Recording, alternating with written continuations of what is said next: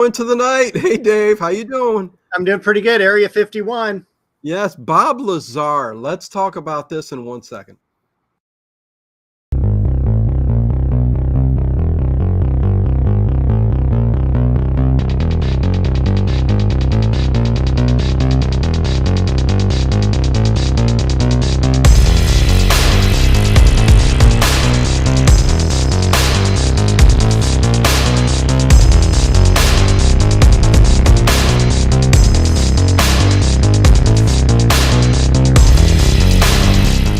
Is it just me? Or is it getting crazier out there? Hey, everybody, welcome to Paranormal Into the Night on the Late Late Horror Show. We are going to talk about remembering Art Bell and the Bob Lazar episode, UFOs in Area 51, broadcast on 9/26/1997. We will talk about that in a second. Dave Dennis Plouffe, Dennis Plouffe from the Great American Southwest. There you go. I almost came on just with the name Dennis and blacked out like a shadow. Okay. Funny. So listen, I love talking Art Bell. I can't wait to start talking about this. I love talking paranormal. I don't know why I don't talk more of this kind of stuff, but maybe I should.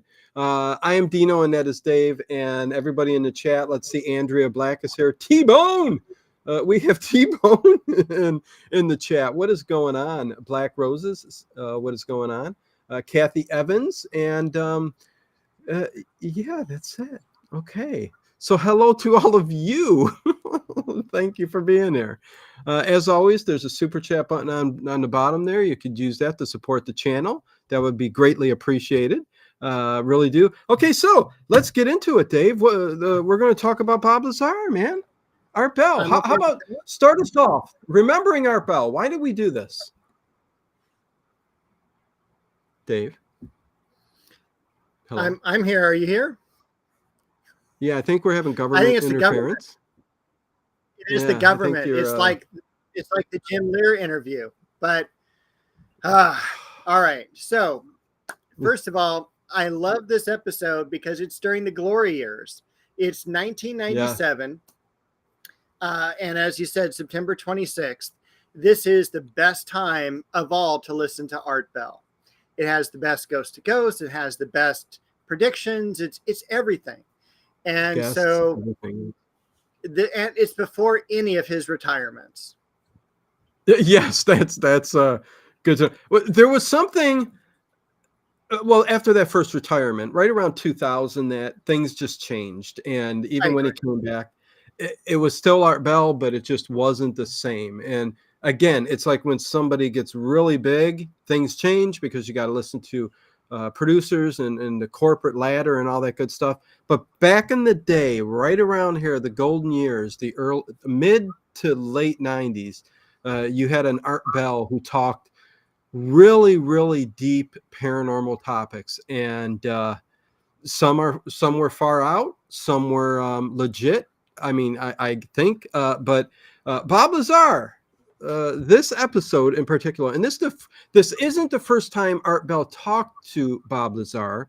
The first time was when John Lear was on, and Bob Lazar called in on the phone and told his story.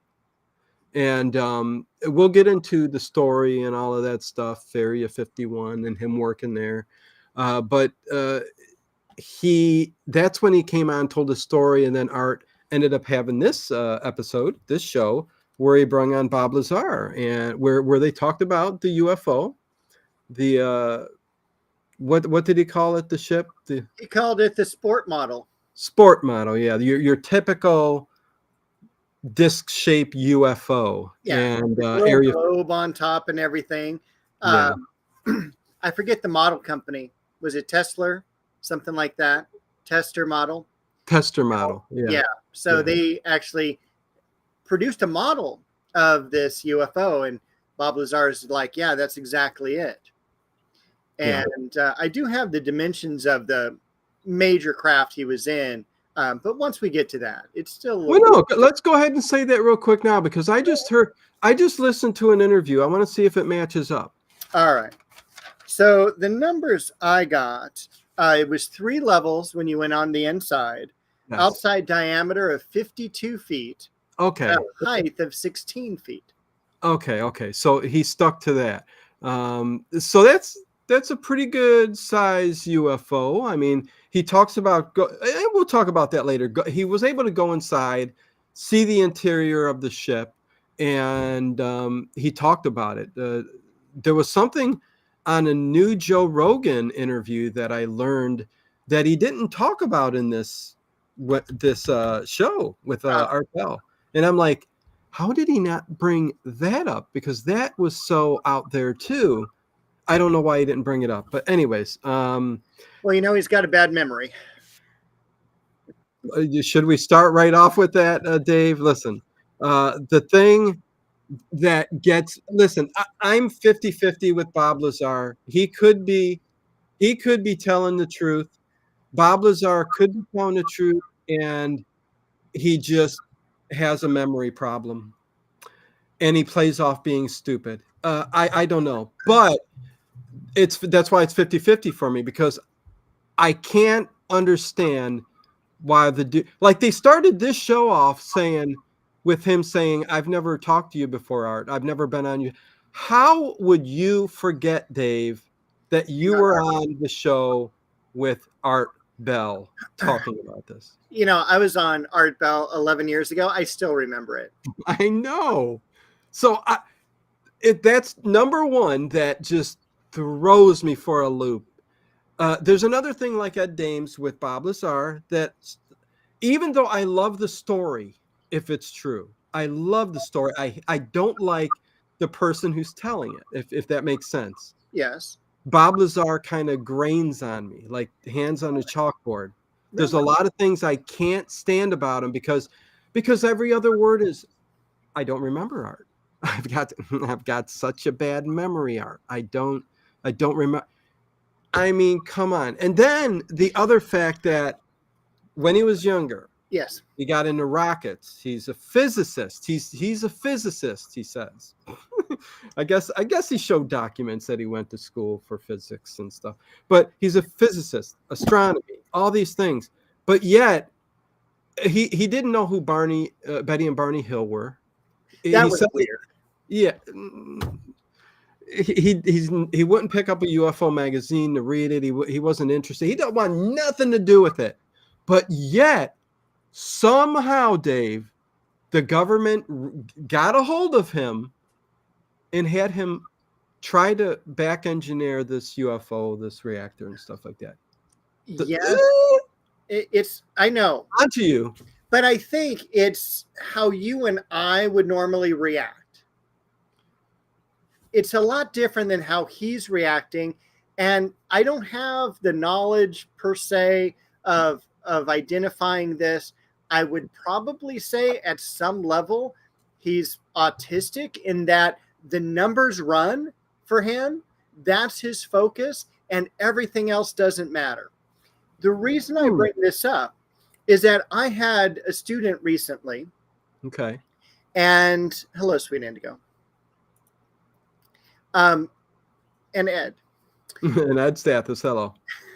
And this student. Slow down, chat. Slow down. I can't keep up. I was going to say, where's CM? There you go. And this student, wonderful person, knew the numbers automatically. I mean, he processed that. Yeah. But he came in late to class one day. And I'm like, what's wrong? Why are you late? He goes, I got lost. And I'm like, we've been here for like 5 weeks. Yeah. The classroom didn't move. And it's like, why didn't you have your homework? Oh, I left it at Carl's Jr. Why, and all these very odd things that were perplexing to me. But when they were explained by one of the counselors that I went to, all of a sudden, it's just like, oh no, this is a person who's on the spectrum, and the numbers work for them, and that's it. I understand that, Dave, but listening to Bob Lazar over all these years, even now, I don't see that that's the case. I just see. You see, I do, because even in the interview that we listened to, there was a point where I had to check out because he was talking about gravitational waves and this and that. He was like all into it. I'm like, I'm in the weeds, man. I don't know. Well, he's a physicist, and I think he's got some background of that schooling and that thought process. I mean, he what does he do now? I mean, he's kind of deals in that kind of deep kind of stuff. His company is called United Nuclear. Okay. And he, deals with chemicals and stuff like that. And even the government is one of his clients, which kind of cracks me up. Right. The glove cleaner. Hello. It's been a long time. It is funny you say, I don't remember. I don't recall. I've got no memory of anything at all. I can go way back, Dave, and fit pieces of the puzzle together. It starts with John Lear. And listen, towards the end, John Lear got way out there. There's a lot of things we don't understand about the universe, the solar system and what's going on to our own planet behind the scenes. We see UFOs all the time. I am never, ever, ever going to use the term UAP. Okay. No, never going to use that. I think that's so stupid, the most ridiculous thing I've ever heard. What's wrong with UFO? Well, we wanted to get away from the stigma of UFOs and how what stigma are we talking about? There's nothing bad about that. That's everyone. It's so universal. Well, changing it to UAPs is better. Unidentified aerial phenomena. It kind of is something different than a UFO. No, it's a UFO. Anyways, hey, WTF and overkill with an O. But I started putting these pieces together early on with John Lear, where I could see and believe him flying planes, seeing things through the air. But he got connected with Art Bell over there in that area, and they started to create a relationship, I believe, in the early 90s. Okay. And then all of a sudden, there comes out of the woodwork this guy. We saw how popular Art Bell started to get. John Lear came on a few more times. And then Bob Lazar hits the scene out of nowhere. And then all of a sudden, he's on there soon after the phone call that he came on with John Lear. And John Lear and him were hanging out and stuff. And John Lear's a guy who always liked the limelight, always wanted to be more famous than he was. Okay. And he got connected with this Bob Lazar guy. This interview, he comes on with who is it? Gene Huff, who's a screenwriter. Screenwriter. They want to get a movie together. So Bob Lazar's got, okay. I see, so I'm just saying, I'm seeing something different in my head from way back then than just a story. You know what I mean? All right. It could be that I'm just 50-50 and he grains on me, but I'm not sure on this whole thing, man. But we can start wherever you want or continue talking. But I thought we were getting done. Oh, are we done? Yeah, I think so. No, there's plenty to talk about. We got to talk about the UFO and the inside. I'm just kidding. All right. So for me, I am 95% Lazar, 5%, Okay. You're into it then. I'm very much into it. I do love that Gene Huff was going to name this film the Lazar tapes, very much like the Kolchak tapes that we've been covering. The Norliss tapes. Yeah. And the Norliss tapes. Again, something that's not really, right. And so I don't know what ended up happening with this deal or their friendship or anything like that. I certainly haven't heard of Gene Huff in, the circles, at least, of any Hollywood film lately. Right. Well, this would have happened back then. And I don't think anything really became of it. And we do have to think it is 25 years later now. And there are books out there. I mean, Bob Lazar's got a book. Okay. It's on Amazon. I was not familiar with that. I did see his movie that was produced by Jeremy Corbell, who's hanging out with, oh my gosh. Don't know. The guy who was subbing for Art Bell. George Knapp? From Los. George Knapp. George Knapp, yes. Okay. So he and Jeremy had been on Joe Rogan. They do a podcast together, and Jeremy Corbell had done a Art Bell movie. It's called Art Bell, UFOs in Area 51. It was on Netflix for a while. It was really, really good. Okay. Okay. I did not see that. Missed it. Nico, loved Art Bell through the years. Missed him. You guys should start a live show about paranormal. If Dave was available a little bit more often, I mean, we do this. I think that's kind of but yeah, no. Listen, you could get more paranormal on the channel soon. I don't know. But anyways, yes, there's a book out there on Amazon. He's been paid many times for the story now in the future. He may not listen. I'm just I was just laughing at Barry's comment. Oh, hey, Barry Geekler. Thank God you didn't say George Norrie. Nope. Oh, I did. Sorry. You typed it and made me say it. So, it is what it is. Hey, JLR, good to see you. Definitely good to see everybody. Everybody just popping in. We're talking about Bob Lazar and his story of seeing a real UFO at Area 51. Not Area 51, but S4 that was next to the dry lake bed Papoose Lake, I think it was. But that sounds right. Yeah, S4. And it was right in the side of the mountain there by Papoose Lake, I do believe, on his ride there, which we'll start talking about the journey he took to get where he was and climb inside this UFO sports model, right? Your classic disc-shaped UFO. And start talking about the reactor and all that. But go ahead. I was thinking first, what a fantastic Lego set that would be. An Area 51 where there's this, it's ingrained into a hillside. Oh my gosh. Oh, well, you've seen my Area 51 caller, Lego video on the channel. I have. Yeah. Okay. But yeah, I think there's time for an updated kind of version with a real UFO and stuff. Yeah, that's a good idea. All Lego Monday morning. Yeah, Dino, I'll let you know. Sounds good, Connie. So yeah. Let's get started. I like when they open the show up and they talk about the rogue market. You remember that with Art Bell? The rogue market? I do. He had this basically fake stock that, would be manipulated, and he was just like really pleased it was going through the roof. Yeah, it was a real thing that people were doing for like the radio, like Rush Limbaugh. You could buy shares in market for like Rush Limbaugh, Art Bell, some other names that were in the during that time, which was interesting. But he started off with that.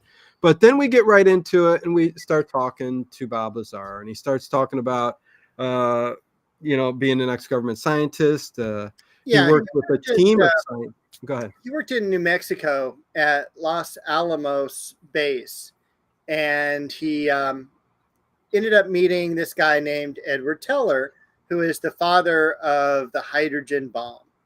And they just like hung out and hit it off. And one day Bob Lazar's out, kind of sending out resumes like I want to change and everything. And he sent one to Edward Teller and he referenced their meeting and everything.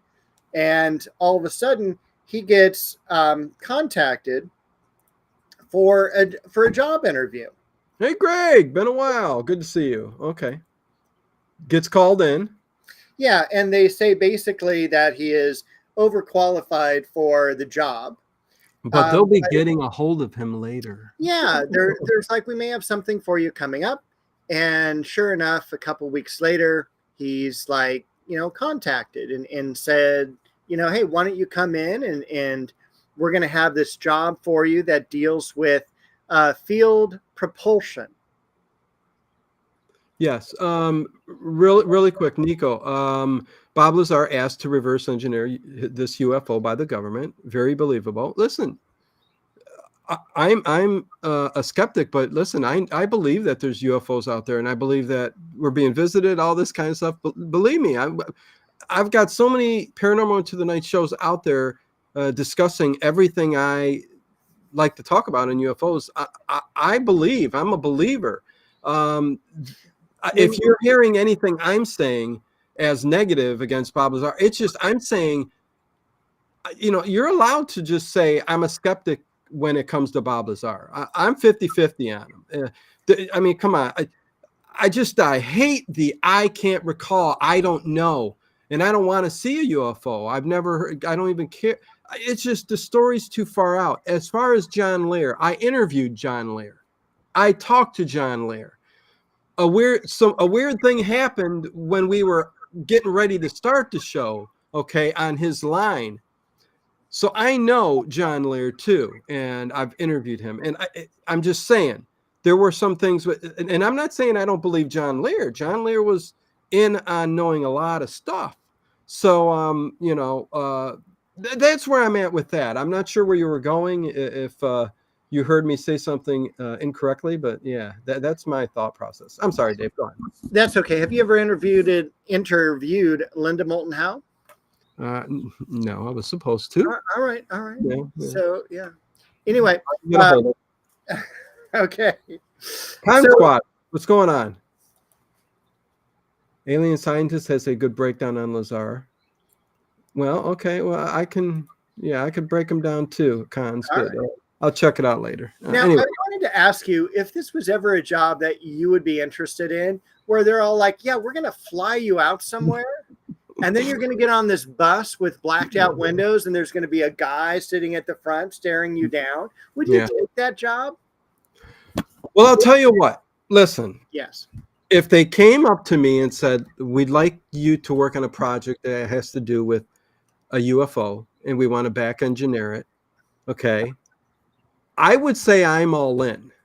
But then when you start getting into what Bob Lazar talks about with being injected with all kinds of stuff and, inoculations to see if it can even work around this UFO, which means, what the hell are you shooting me up with?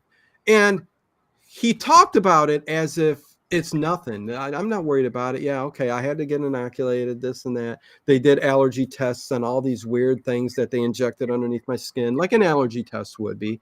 But it wasn't cat and dog dander that they were putting under his skin. Yeah, no. It wasn't an allergen test, that's for sure. Well, and then they tell, he says that, he's told that they're going to bug his phones. He's fine with that. That's fine. Okay, listen, I understand that you're doing something like this. It is what it is. But yeah, everything he said he had to go through just made me think twice on that. You know what I mean? So, and then you have this 10-10 agreement. Yeah. That if you go out and you spill the beans on something, $10,000 fine, not a big deal, but 10 years in federal jail. Yeah. Well, I mean, and then he comes out and spews what he did, Right. So, the unfortunate thing, and CM says Lazar is absolutely sus, Greg McCown, and good to see you, Greg. I'm not convinced Lazar is telling the truth, but I wouldn't be surprised if he was either. Yeah, I'm kind of there. That's kind of me. There's things that seem off, the way he talks, everything like that. But then Dave makes a good point with how certain individuals react, and so I don't know for certain. I'm just telling you what I think. Linda Moulton House seems like disinformation, misinformation, in my honest opinion. What? Con, you are way off. She's one of the only people out there right now spewing facts 2 hours straight, spewing facts that you can actually go and find on your own to corroborate what she's telling you. Okay? Number one. So I'm not sure what shows you're listening to where they're telling you Linda Moulton Howe is just a bunch of BS. No, she has always came with a journalist's attitude and backed it up. She's 100%. Not just saying, she's not saying, this person knows this person who says this person says it. That is not what's going on. So I'm just perplexed. But I've seen you in my chat before, I think. So, good to see you. Mav fan, good to see you too. I'm suspicious of every story shows inconceivable evidence. There's nothing wrong with being that way, Mav. Nothing wrong. That's being skeptical. I'm the same way. Until I was shown something or something happened to me, I didn't believe or wouldn't believe either. I'm kind of like that. So I understand. I really do. Now I'm kind of thrown off a little bit. Black pyramids under Antarctica. Listen, you wouldn't believe what's out there. I mean, come on. Okay, Dave, let's where were we? We were getting inoculated. Yes, we were. But also at this point, I had written down that when he landed at Groom Lake one time, he heard this noise that sounded like, he said the sky was ripping. Do you remember that? Well, yeah, that goes back to once he got to the base, which again, he was flown out, got off, got on a bus, and went 10 minutes to S4, which is an area in Area 51. And he said he passed, the only thing that stood out to him was an aircraft that he passed by, which he really didn't give any details to, except for what do you call it? Where it shoots out the exhaust area. Yeah, the exhaust shooter outer. Yeah. He's like, it was rectangle with lines of red, going down the middle, veins of red, but he said it shot out like making this supersonic sound, like it was tearing and ripping the sky. Right. So it just must have been really, really loud, which puts it in a category of probably a governmental aircraft that they were working on at the time, but nothing as far out as anti-gravity or anything like that. You wouldn't have. And that we'll get to coming up.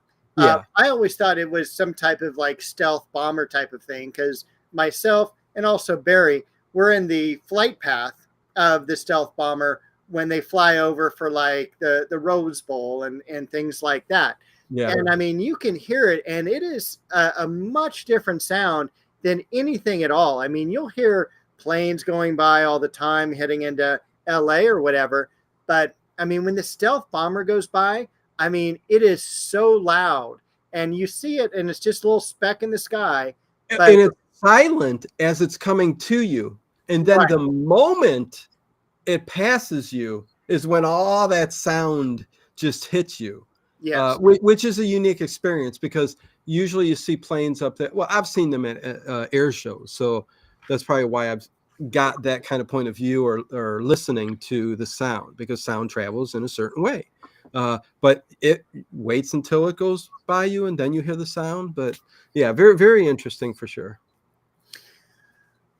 So we're at S4, and Bob Lazar has all this paperwork, and they finally tell him he's going to be back engineering a UFO. And he's got to do it with a partner too. He's going to do it with a partner, and he goes on a tirade about compartmentalization, about how he can only talk with Barry. And, the idea is that you can only bounce things off with that. You're only dealing with the propulsion system. You can't interact with other scientists who are working on other parts of the ship. Right. And I thought that was interesting that he gave us the walkthrough of getting off the bus, going in with a gentleman by the name of, let me get his name, Dennis Mariani is his name. I think he was a supervisor there at S4. Dennis. There you go, Dennis Buffet. Dennis Mariani. Dennis Mariani. Yeah, and he's the supervisor with Bob Lazar. He was always there with him, always took him where he needed to go. He was the guy in charge, and he followed him everywhere. And he walks him through the hangar. The big hangar is open the very first time he approaches S4 and the place where he's going to work, in the back offices. And he does walk through and passes the UFO, the sports model. He says the hatch door is open, but he didn't really recognize much because he just walked by. They're just taking him to the back room. But he does rub it. He says, he puts his hand up. This is my favorite part. Oh my God. So he gets off, he's walking with Dennis, right? Yeah. And I want to say a little bit about Dennis in a little bit, but it's like he goes, the other security guard is there. He goes, keep your eyes forward, your hands at your side, don't touch anything. And what does Bob Lazar do? Runs his hand over the runs. It's like he's a little kid. Well, I like that part. I mean, nobody said don't touch it, but well, or did he? Did Dennis? No, they said don't touch it. Keep your hands off of it. But it had a USA flag on it. Yes, a sticker. Yeah, he said it felt cool to the touch, like metal. Right. Which makes sense. I mean, listen. OCM. What? I read a book about anti-gravity. I couldn't put it down. Oh, you made me snort. Good one. Good one. That's excellent. Thanks. Yeah. Anyways, yes, he does that. He touches it, cool to the touch, very smooth, like, it's metal. But then as he walks on down through to the offices where he's going to meet his partner, who is what's his name? His name's Barry. Yeah, Barry. Oh God, I have the name. It's Barry. Castillo. Castillo. Yes, that's it. And hello, William Cromer. Good to see you. And he's just taken in there with his partner, and his partner's going to tell him everything they're going to work on. Right. So I'm wondering this whole time what Dennis is actually doing. Like, Dennis is ex-military. He is a bouncer. He is basically there to intimidate and keep everyone in line to make sure you don't cross into someone else's room or category or anything like that. Yeah, yeah, he's in charge. He's security. Everything you just said. Yeah. But he doesn't. What they don't say in this interview that he says in later interviews, because in later interviews they'll talk more about Bob's interest in making hydrogen engine oil, gasoline type of thing. He does talk about Dennis a little bit more, and he says when he spilled the beans about Area 51. That Dennis called him and said, do you have any idea what we're going to do to you now? And he hangs up. And I think that would scare the heck out of me. Well, I think it did. He says it did scare the heck out of him to the point that this is when he was going to go public. He said, maybe if I go public and push back just a little bit, they will back off a little bit. You know what I mean? Which I have some problems with because, listen, if they don't want somebody who's causing issues and troubles, they just get rid of them. I think that's what's going on. Maybe, but I guess it worked because we still are able to interact with Bob Lazar today. But true. Well, and again, I think the government got to a point to where in the late 2000s, well, no, not there, maybe 2000, somewhere around there, where they didn't care anymore with what people were saying, because they got to a point, I think, where it's spreading more disinformation than anything, because people aren't going to believe it. Right. Because there's people like you who are like, I'm 50-50 on Bob Lazar. And like he can well, you have to dissect each story. Get the information behind everything. You can't just like a person, Dave, and say, I believe him. You know what I mean? All right. But we got two different points of view on Bob Lazar. That's all. We do. Whistleblowers are perfectly safe. Possibly. Depends how deep they're in on things, But how deep they're buried out in the desert. There's lots of desert in between Los Angeles and Nevada. Okay, Cons, watch what you say in the chat. Just watch what you say in the chat, please. Listen, we can go down a big rabbit hole, Cons, and I'm not willing to take this show that direction with the Rothschilds and Bigelow and all that stuff. But anyways, he's taken in. Wait, where were we at, Dave? That threw me off again. Go ahead. I sound like Bob Lazar. Where were we? I don't remember. I was remember. mentioning there was we were talking about whistleblowers, and there's a lot, you could end up in the desert and buried and everything. Yeah. Oh, yeah. Getting to the point. Yeah. Okay. So we were talking about later on when he was threatened and stuff like that. And we're going to touch on why he was actually let go too, because they found out his wife was cheating on him, and they said you're a liability emotionally. So we're going to not have you work on this, which I thought was very odd too. But nevertheless, anyways, he's there. Would want to be. In fact, I would want to be at work if that's what happened with me and my wife. But they took it the wrong way. Let's not even talk to him about this. Let's just get rid of him. Right. Because there's a possibility he may go off and whatever he might do. There was also this when they were interviewing him and running him through all these tests, they asked him what he does when he gets angry. And he's like, have you ever thrown a hammer? And Bob Lazar's all like, no, I've never thrown a hammer. And Art Bell comes on and goes, well, I have. I've kicked radios too. And to me, that's exactly what I would do. I get angry and I'll kick a radio or whatever, or throw a tool. Things get better that way. Yeah, I know. There's a lot of names being thrown around and stuff like that. Cons is just going really deep. And again, like I said, just watch what you say, because this episode isn't really about the deep, dark side of what's going on, which I have talked about before. Ed Stathis does say Boeing. He's referring to Bob Bigelow and his aerospace, all the money he puts into aerospace, Boeing being one of them. And he at one point did want to put a space hotel up in the atmosphere, but for some reason that didn't happen. A great idea. He said it was feasible. Why it didn't happen, I don't know.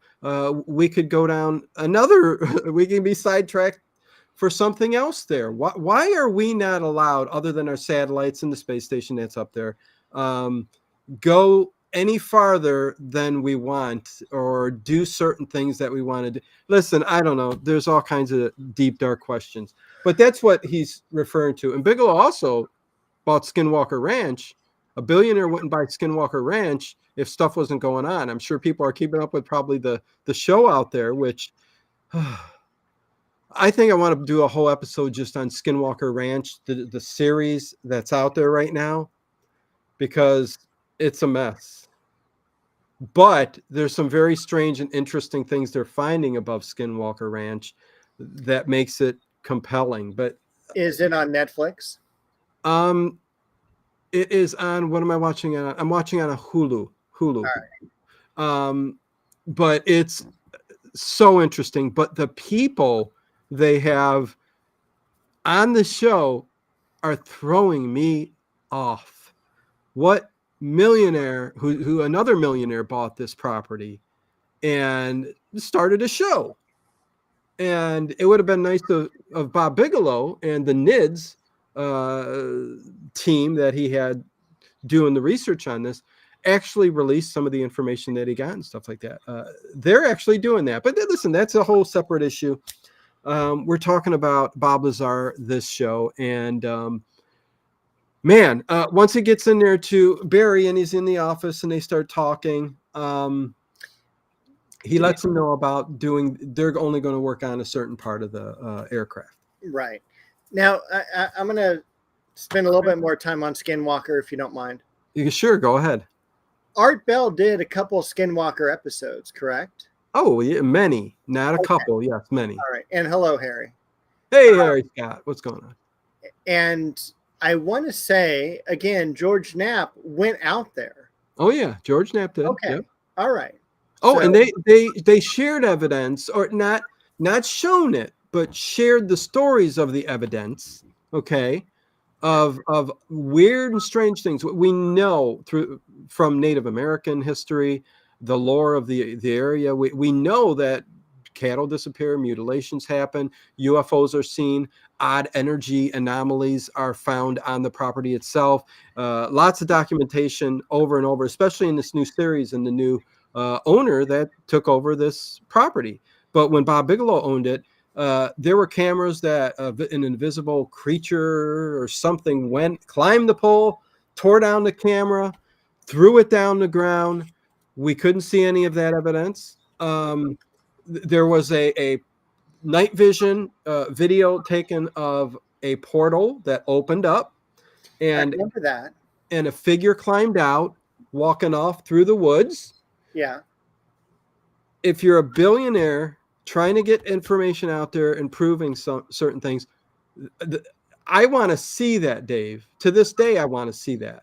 Yeah. But, whether somebody got to him and said, listen, you can't release this. We need to take care of this. Somebody else took it. Who knows? I don't know. But there is some, I believe that there is something under the mesa on Skinwalker Ranch. I just don't understand why they are not getting there quicker than they are. I don't know if they want 10 seasons before they do this. I don't know if this is going to be one of those History Channel shows that never come up with a solution, because everything points to a giant aircraft being under the mesa, and it's 40 feet below. Why can't you just start digging it up, digging it out? You know what I mean? Get 40 feet down, plain and simple. 40 feet's not that far. No.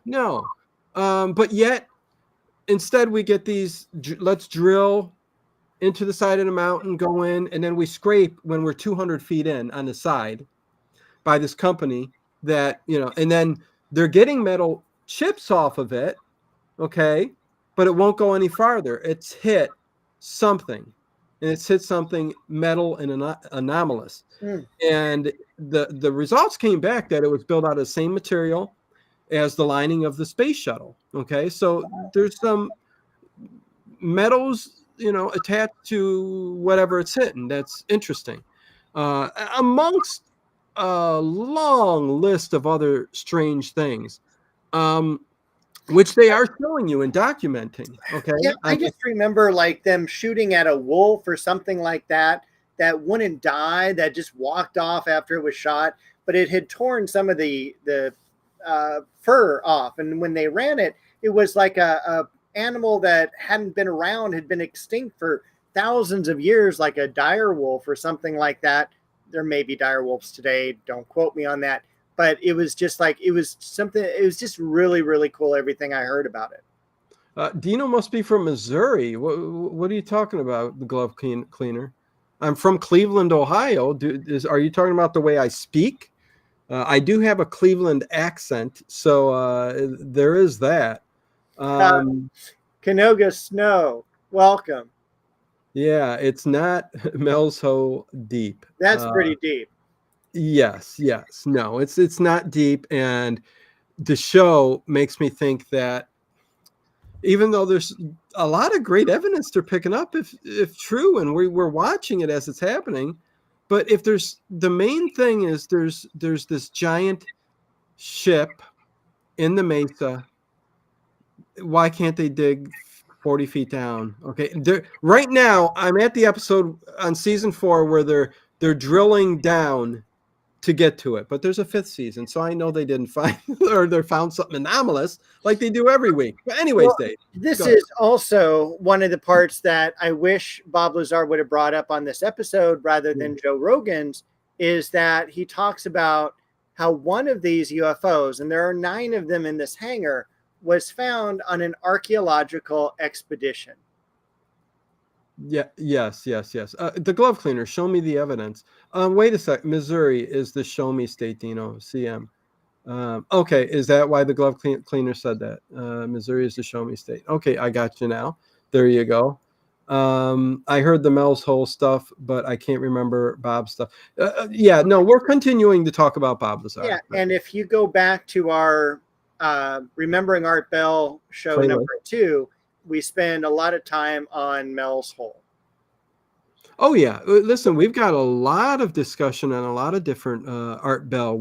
This is episode 15, I think we've done on Remembering Art Bell. So there you go. And Stell, lived in Columbus, friend who lived in Columbus. Okay, so you had some friends in Ohio. Okay. Before we get back to Bob. Okay. can you take a look at our thumbs up? Yes, let's a real quick look at, oh my God, 45 minutes just flew by. We got to start talking about the UFO and the reactor. All right. Okay, let me refresh. We got, please hit that thumbs up, everybody. 52 thumbs up. Please hit that thumbs up button. We're only at 52. Let's try to get way higher than that. How about that? Especially for Bob Lazar. Yeah. And for Yes. I always like to get 100 for these types of shows, but LOL, I'm thinking of the radio show Dino played with the character Running Beaver in it. Gotta hear that one again. Okay. Yeah, very funny. Running Beaver. So let's get to, now that Bob Lazar is introduced to his partner, because they do things in teams. And I thought it was interesting too that at one point he was able to walk through, there's 9 UFOs, he said, on the base, S4. Yeah, okay. It reminded me, and I wrote this down, it reminded me of Sanford and Sons. Okay. Because what this is a big warehouse, and there's a couple that are like perfectly preserved UFOs. Yes. And others are like up on lifts, and people are working on them, and they're just pieces, and they're not going to run. And there's one particular one that looks like they shot a projectile through it. And it was when I went back and listened to the show, it said it was about a 4-inch diameter hole through the flying saucer. Yes, it was very odd that he said that. It looked like it actually went through, and the part that he saw was like it was coming outward, the metal parts of, so there were various stages and states of these UFOs, but there were a couple that looked like they were fully functional. He actually said fully functional, but and that threw me off too, because he said he was only able to see that sports model. And he was only supposed to talk about, unless he didn't mention talk amongst the other people about what the other UFOs, but he seemed to know an awful lot about the other ones as he started to talk about them. I just was curious about how he knew that. But anyways, somebody said Skinwalker Ranch is the sheet, the shit. You can, well, thanks for not saying that in the chat. But John G, welcome. As in, it's you love it. You can't get enough of Skinwalker Ranch, right? I agree with you. Skinwalker Ranch, amongst other areas in the country, on the planet, are similar. There are many hot spots on the planet that have the same rare anomalies. I think Skinwalker Ranch just has stood out, and it's made itself famous by Bob Bigelow, Art Bell, on down the line. You know what I mean? So, but I did think it interesting that he did walk down and he saw various types of ships, and he does talk in later interviews about like the types of ships they were. You know what I mean? But yeah, and I love that he made up funny names for them, like the Jello mold. Yeah. And what was great is that each of the ships was different in terms of style or make or model. He said very much in the way that our cars are created that way. And I thought that was really cool. And it shows you that it's not just one civilization that only thinks the same thing. I think that leads credence to his story where that this is real. I love that part of it. I love that there's just not one singular type of UFO that evidently they got at Area 51S or whatever. And having, if it was the same civilization, same planet, and they would make, like we do, different types of vehicles, I think that's kind of cool. It is, but consider we've had the space race for about 60, 70 years now. And we've gone from everything from the Mercury mission to the Apollo rockets to the space shuttle. Each of those was so uniquely different. And I also got to throw in the fact that we could be seeing different types of ships too, because once we get into UFOs and other civilizations and the distance and how they travel, once you get to the point you can travel across the universe in whatever way it is, through a portal, through just a wormhole or just, however, like they say that it's about warping space and time. Gravity, space, and time are all interconnected. And if you can bend it without moving and get to the other side of the solar system, like the bending of the paper, with no time going at all, we really don't know what time in our time these UFOs made it here or are visiting or whatever the case may be. You know what I mean? So time is irrelevant. So we could be seeing different vehicles from different times, even if it's from the same civilization. You know what I'm saying? So I think all of that's just so interesting. I agree with you. And good point, John G. Oh my God, there's so much to talk about, and we just Bob Lazar brings out so much more to talk about. Well, I also loved how Art actually asked him if he had seen Independence Day, and he had gone to the film, and they actually made him stand up. And there's a Bob Lazar character in the film. Yeah. And he said, I didn't understand why they did that. I don't see. I mean, I don't know, Dave. It's just so odd. That's why I take him the way I take him. It's so odd. I don't know. He's a different type of guy. I'll say that. Who has stuck to the same story all these years. So, I mean, there is that. Now, should we talk about Standeo, or should we leave that if we have some extra time at the end? You could talk about him real quick. He was brought up in this show. So Standeo calls up, and Bob Lazar says, "I have no idea who that is." Oh no, I don't know if he doesn't know who he is, but he was really excited to interact with him. I thought he interacted better with Standeo than he did with Art Bell. He's like, "Oh, that's fascinating. Tell me more." Because basically they had both worked with the father of the hydrogen bomb. Hold on. Teller. Yeah, thank you. Edward Teller. And Standeo gets sent down to Australia to work on anti-gravity devices and everything. And then he leaves the group and he goes into the Australian underground, basically, gives up his U.S. citizenship so they can't bring him back to the States. And he's all, basically he thought, with his knowledge, that there was a hit out on him and that he wasn't going to live. But then he's like, since they knew what I knew, I wouldn't blame them, And so it is kind of like, it is I hate to say a space race, but it is a race for all of this scientific knowledge. Because with this scientific knowledge, all of a sudden, you're number one country, period. Oh, yeah. Well, and like I've said before, man, there's a million things going on in my head right now. I mean, with what you just said there, too. And Standale, he came on Art Bell a few times and was always very interesting to listen to when he talked, his story and all that. But again, they bring up in here, too, about back engineering stuff. And Art Bell brings up Philip Corso. He does.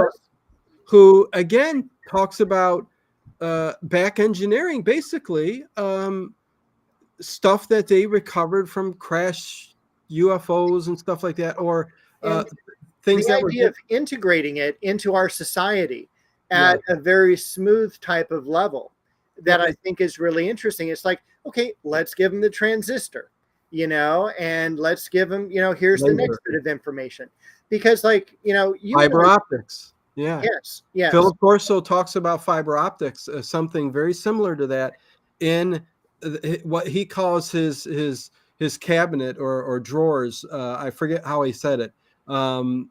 Where that was something he introduced to technology companies and said, "What can you do with this?" Basically, break it down. What can you do with this? And he says we got fiber optics out of it and things like that. And from there, and it goes to tell you, I mean, listen, Dave, I've said this a million times. We go back just 50 years. Think of the jumps in science that we just don't even know. How did that happen? I agree with you. And we've even talked about this with something like, even a few years ago, real audio. Yeah. And at the time it's like, this is amazing. And now it's like, don't even bother with that. We have all this really cool stuff. And I begin to wonder, like, with all these companies like Microsoft, Apple, NVIDIA, bringing out all this new information, is this information that now they were given from that cabinet of Philip J. Corso's? Is it now time to start integrating virtual reality? And just like the previous episode we did about the Area 51 caller, virtual reality is just the beginning. Yes, exactly. And I'm in that virtual world. I do it quite often. I love VR, puts you in a different place, but a bunch of other things coming up out of the clear blue too. And we'll have time. We're going to touch on the UFO and the reactor and what Bob Lazar saw on the ship. But everybody's fighting over the moon, but yet we're not going to the moon, Stell. Why is that? I've done shows on why we are not going. It's basically... people say, people who have come out and said, we were told not to go to the moon. So, or they're at the moon, talking about the government with bases and stuff like that, but they're not telling us about it. But anyways, nevertheless. And also Stan Deo mentions about Antarctica as well. That's another place where we're not going. We'll go to Mount Everest. We'll risk our life there, but we have an entire continent that we have no idea what's going on down there. Somebody mentioned the ships, the stuff that's going, submarines under the ocean. Well, that just threw me off onto the oceans. I mean, that's something that just the pressure alone. There's Bo, the paranormal cat. The ocean, the bottom of the ocean. I mean, the pressure. Just to get to the bottom, there's so much unexplored territory down there. Can you imagine what kind of alien bases are underneath the ocean? I mean, underneath the water and the ground underneath the ocean. I mean, if you believe in that, listen, skepticism, I'm that way too. I'm just talking. If we're the throw out theories and hypotheticals, there's just as many underwater sightings as there are above. So there is that. But anyways, Dave, let's continue, I guess. Yeah, to me, it's actually with the rising of the sea levels and, taking, and this is at the Ice Age, of all the civilizations that were around since I'm a history teacher. Yeah. I love the idea of underwater archaeology and finding cave paintings off the coast, cities off the coast that we never even knew about. Yep. It's, oh my gosh. Oh, that gets into past civilizations like Atlantis and all kinds of other things. And, there's maps from the year 1500 that has Antarctica on it, but yet we didn't know it existed back in that time. And right. And then you go back to later maps even. It's like, okay, how is that? How is that possible? But anyways, getting back to Bob Lazar, let's get him. He's going to go to the UFO, Dave. He's going there. Yes. He's going to crouch in. He is, because he's like normal sized person, but this UFO is made for smaller individuals. Yeah. And it was kind of, I love the way he presented it. Is that when he went inside, he's like, are we supposed to be here? Yes, it gave him an unsettling feeling. Like, this is unearthly, is what his words were. Unearthly. And basically the inside is all one color, like pewter, like a metal pewter type color. I had written it down, a dull pewter aluminum. Yes. And he said there were no knobs, no seams, no nothing. It was all just like molded. Right. And like heated plastic and cooled. No 90-degree angles, no sharp edges.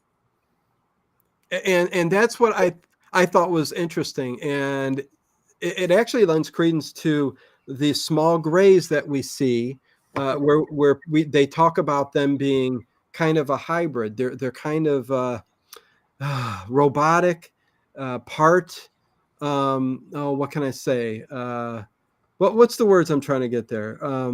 They're basically android, part android, so that they can withstand the pressures, the distance of flying through space and time. Hmm. And it goes with how small it is.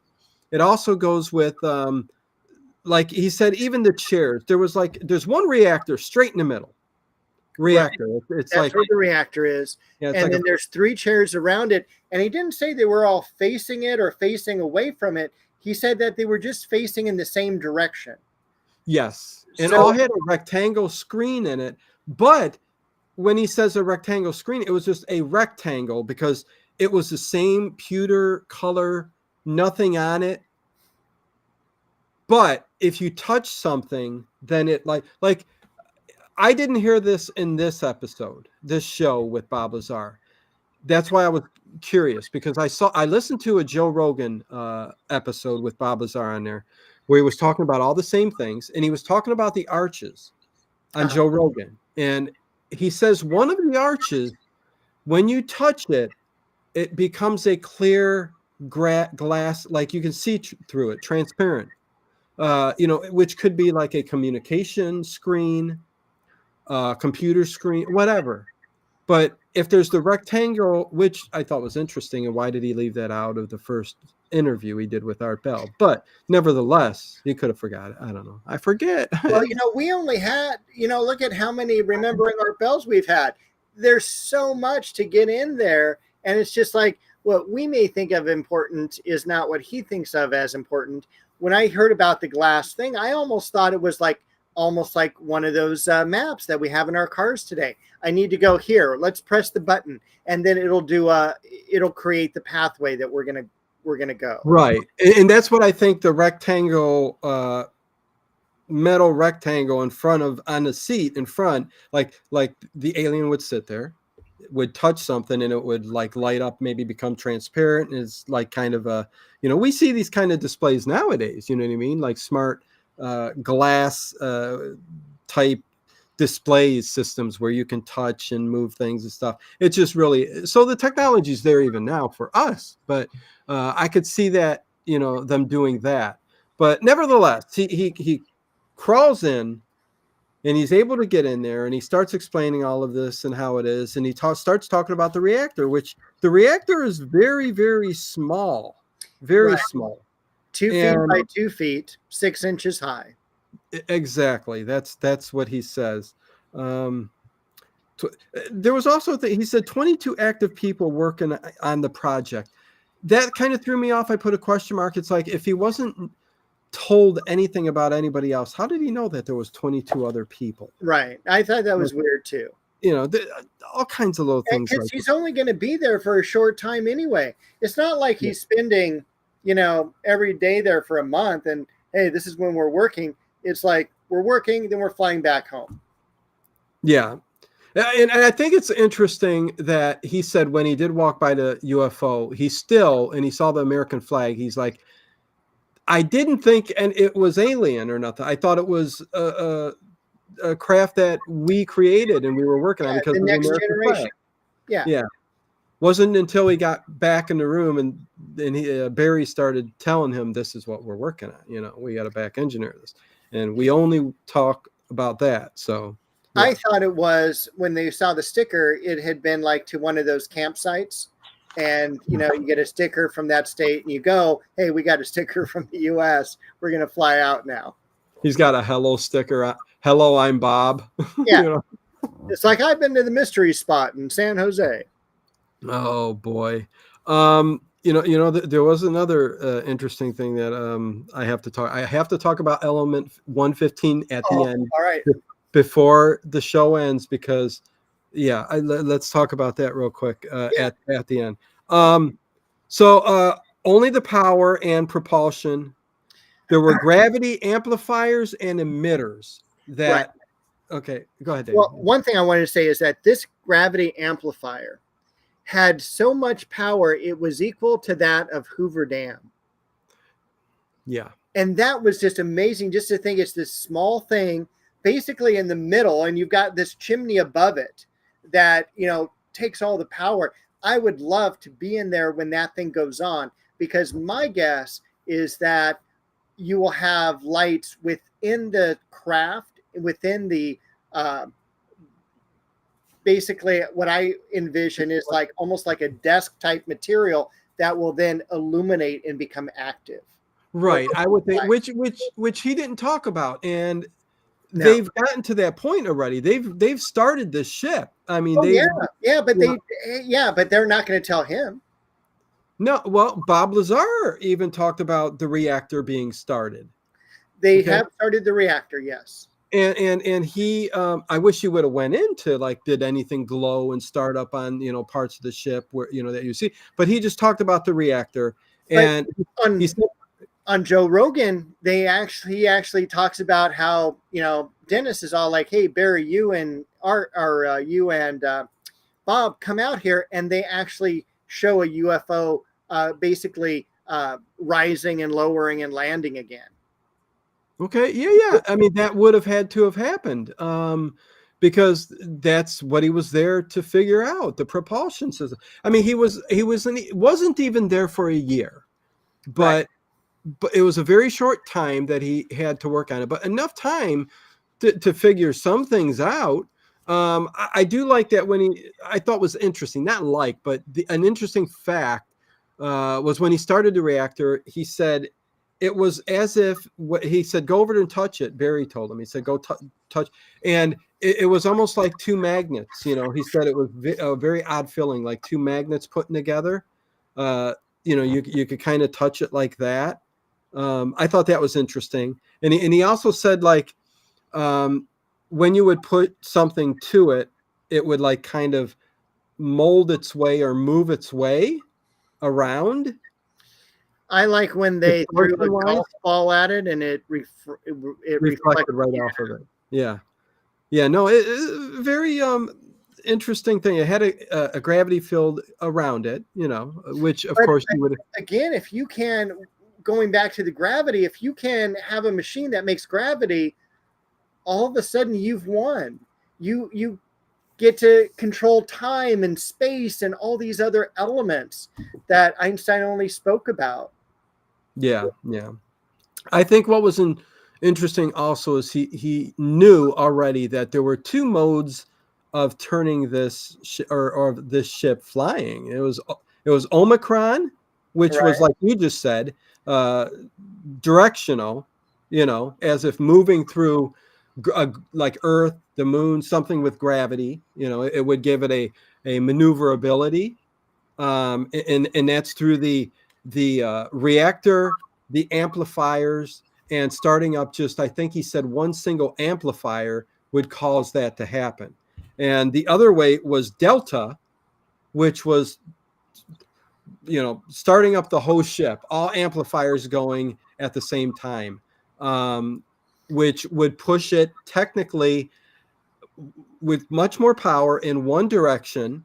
And that's when he said it would do a push. It would distort the gravity field in front of it, thus getting into a discussion on time and space where no time would go by and you would go from one place to the other very, very quickly. Well, and one way to think about that too, when he talks about how the UFO would travel in that way, is that if you have like a bowling ball on your bed and you push on one side in front of the bowling ball will go toward that divot. But if you keep doing that, the bowling ball is going to keep rolling. And again, it's this distortion of space to make it run smoothly. Yeah, and listen, we still don't know. Nobody's telling us how to get from one point to the other in space, right? I mean, we're very low on the civilization totem pole, so we just don't know. And it was curious to find out like how he knew that. He didn't really explain, and I'm not sure if he did in subsequent interviews, if he actually took the ship for a flight. You know what I mean? I don't think he was. I think he witnessed one of the flights, but I don't think he was ever inside it while it was above the ground. Yeah, well, I know he was never inside it, but I don't know if he actually witnessed it or if this was just something they were passing on to him. The paperwork because there were previous people working on this. There were 3 deaths All 3 deaths were. Well, Go ahead. Stupid. It was stupid because they tried to cut into the amplifier when it was under load. Yeah. Well, yes, and Why go would down. you do that? I'm not going to mess with my engine while it's running. No. Well, and one of the guys actually looked and tried to get down to where the reactors were.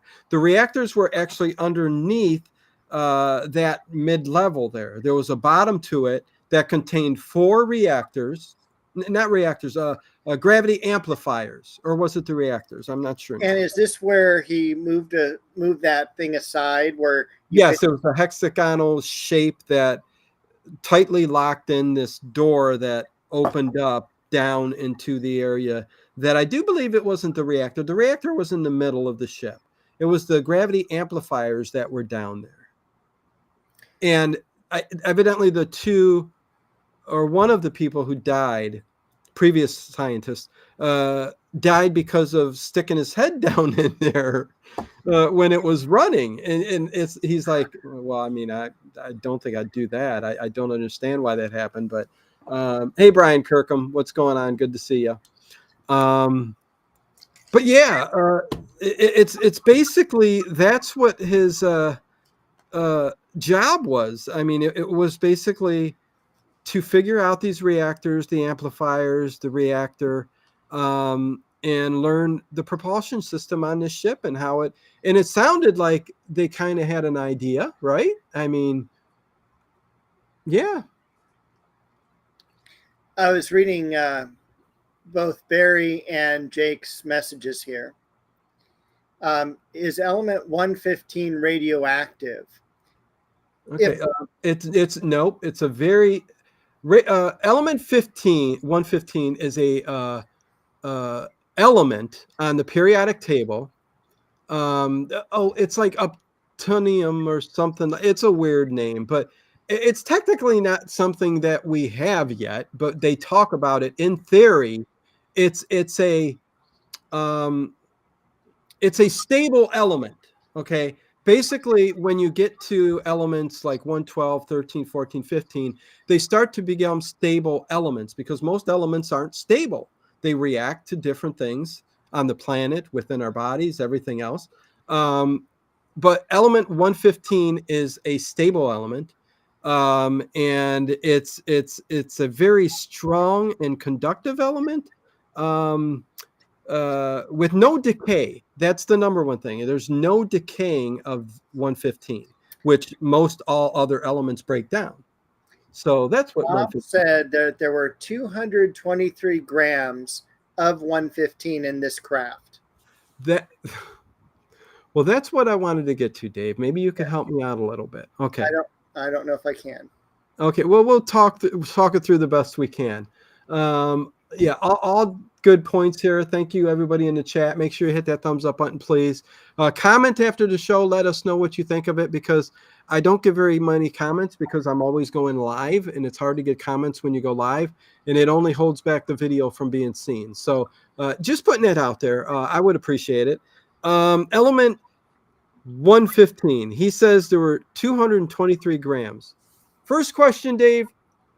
How does he know there's 223 grams of element 115 in the ship? Because it can't be scratched, itched, any of that stuff. From what I know, it's molded.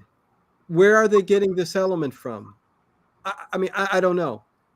Let's say they had a machine. Somehow the scientist before him or somebody got something off of this ship or the reactor itself, which contained element 115. Let's say that. Okay.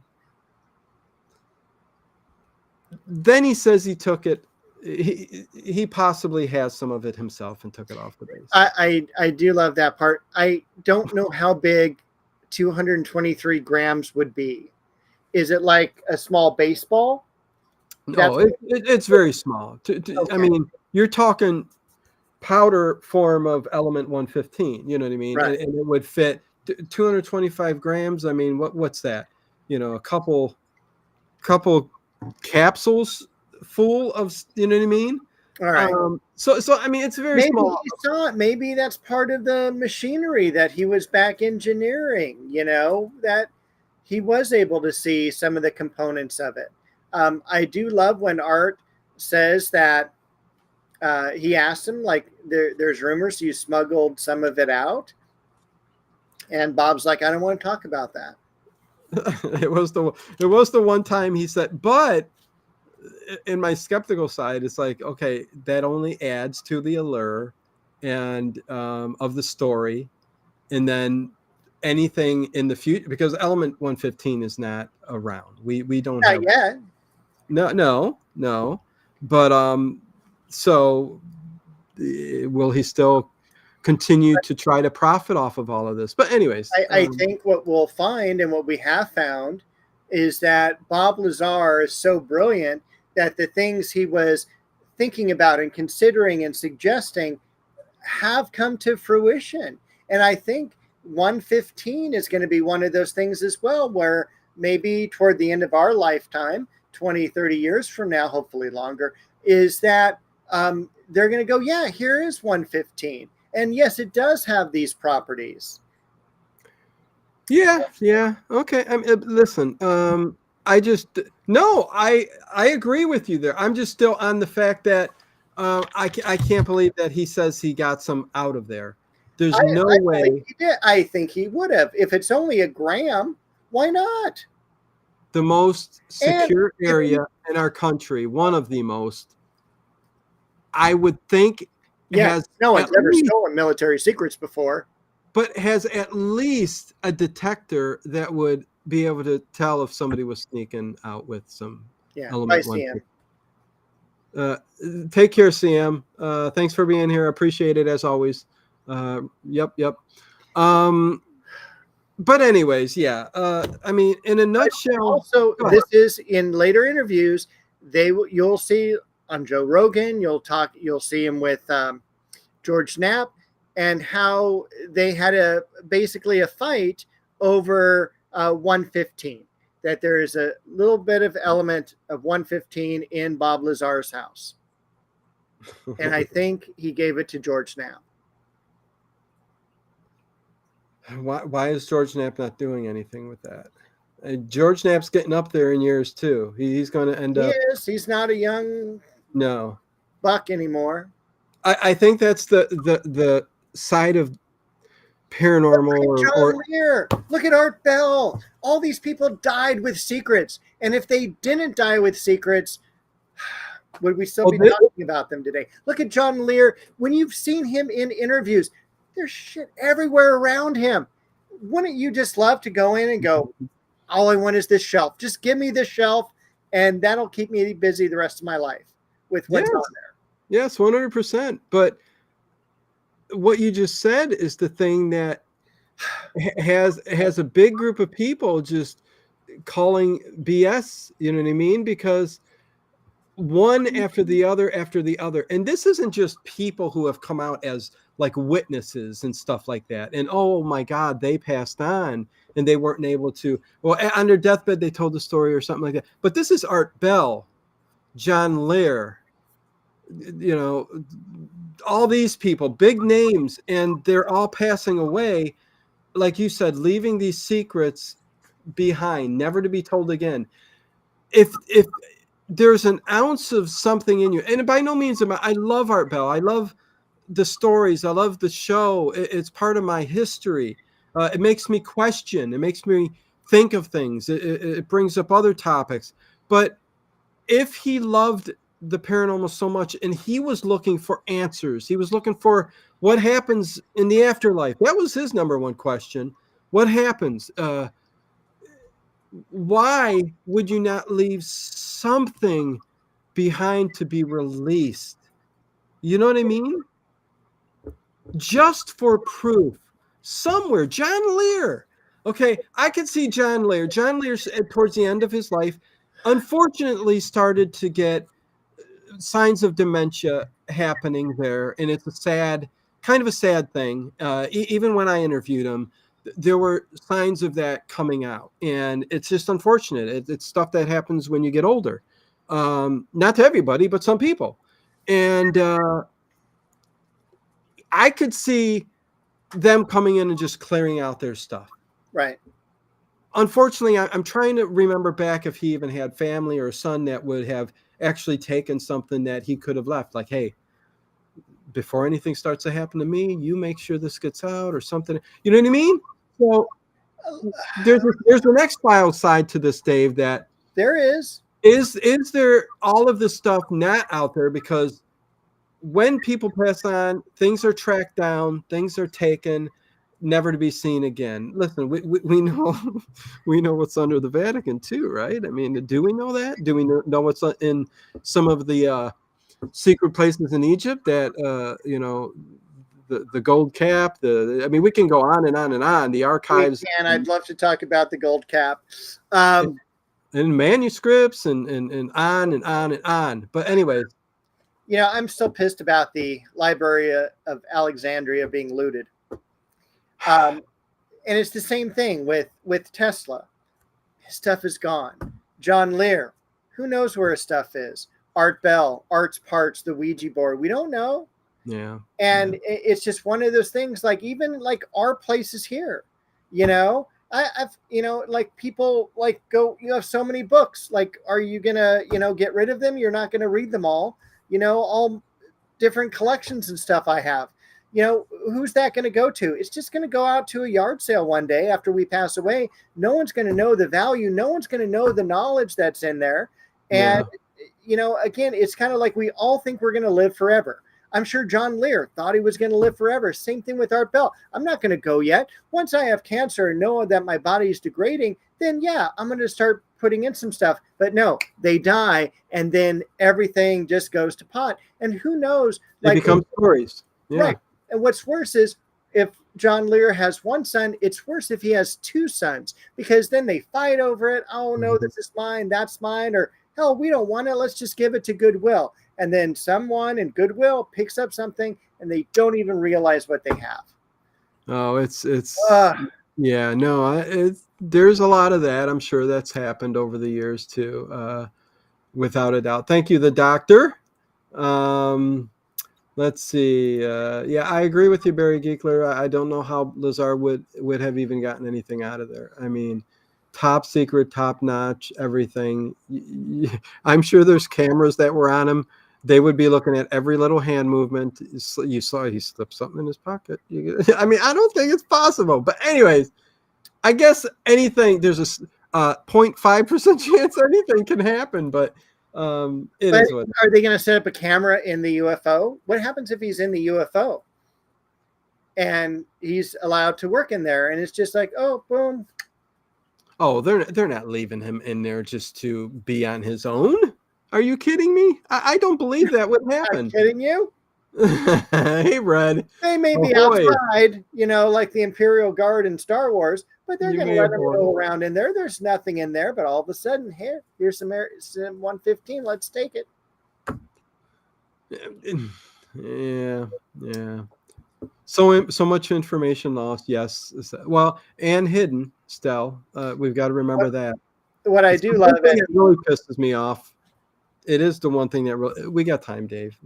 It's the one thing that really does piss me off, is that all of the stuff that is out there right now that is hidden, just because scientists don't want to explain it, or religious organizations don't want it out there because it would just totally turn everybody's world upside down, that, things weren't the way they said they were. There are still animals and bones and hairs and things and manuscripts that are underneath the Vatican alone. You've seen like Indiana Jones and stuff like that exists. You know what I mean? And they're hidden. It's just, it's sad. And take my word for that. That really occurs. That is a thing. It's really sad. Anyways, Dave, go ahead. It's the same thing with Philip J. Corso's cabinet, right? It's like we have, let's say, 100 items. We're going to let one item go every 5 years, or something like that. Who knows what else is in there? Well, again, like I said, I think a lot of it has worked its way into our technology. I can't believe. Who's the one that's allowing it to go out? Is it the Pope? Is it, the president? Is it some like billionaire that's saying, okay, these people are ready for it now, or we're going to integrate it into society this way, and they won't even know the real impact of it, which is going to come later. Do you want this to go on for 2 more hours? We could talk about the one world order or the one world government, whatever you want to call it. Look, as long as I can go get coffee later, we're fine. I mean, most of the stuff sounds far-fetched and far out there, like we're crazy. When people start to talk about this kind of stuff, people just think we're nuts. But I just tell them to look back up in the sky again and look at everything that's out there. There's a lot of unknowns, a lot of things we do not know. Well, how about this? Let me just ask the question. I've asked it a million times. Who, even if you're religious, Dave, I'm not sure of your religious points of view or not, anything like that, but say where were we created? I'm sorry, what was the question? Human beings, us species. Who created us? You can go the religious route or whatever route you want. I would go the religious route. Okay. So but my question is God. Okay. Okay. Okay. Go ahead. Hello. First of all, hello. I'm Spooky. You came in at a weird time. Okay. All right. So if you have Adam and Eve. Yes. And they have Cain and Abel. Okay. And Cain kills Abel. Where do all the other people come from? All right. Say that one more time. You only have Adam and Eve. Right. They only have Cain and Abel. Okay. And Cain kills Abel, so there's only one. Where's all the other people coming from? Okay. Now, I also think in my worldview, I can't remember. as people are starting to click off now. No, this way their thumbs up. I also think that when we find out who or what God is, I think it's very much going to be like God brought these people from there to here. Yeah, I was going to make a point though. There was a point with that, all of that. Like where are we made? Okay, let's go the root of let's go to the root. God created us. Okay, created all living things. Created the universe. Okay, right. We can go the Big Bang started. That's maybe God created this source to create a Big Bang or whatever, or God created the entire universe, like we read in the Bible or many other religious books. Who created God? Everything has a starting point.